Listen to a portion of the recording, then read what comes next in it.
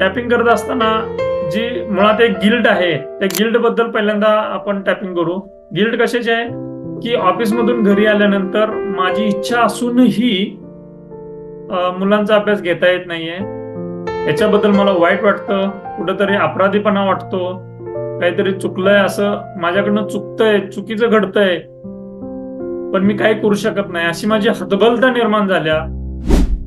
असं असलं तरी सुद्धा मी माझ्यावरती प्रेम करतो, मी स्वतःला संपूर्णपणे स्वीकारतो. घरी आल्यानंतर मला मुलांसोबत जास्ती वेळ देता येत नाही. माझा सगळा वेळ जो आहे तो सोशल मीडियावरती जातो. सोशल मीडियावरती किती वेळ जातो ते अंदाजच येत नाही. आणि मलाही वाटतं की जाऊ दे, या सगळ्या तणावातून, ऑफिसच्या कटकटीतून, कामातून मला ते हवं असं वाटतं.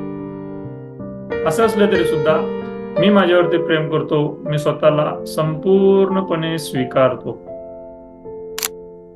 मला घरी आल्यानंतर घरातले छोटे छोटे कामं असतील ते मला जमत नाहीत, त्याच्यामुळे माझं आणि माझ्या वाईफशी तणावाचे संबंध निर्माण होतात, तणतण होते, त्रास होतो मला त्याचा. मला असं वाटत असते की थोडीशी विश्रांती घ्यावी, थोडं रिलॅक्स राहावं, पण वेळ पण नसतोय, का तर मला ऑफिसमधून यायला वेळ लागतो.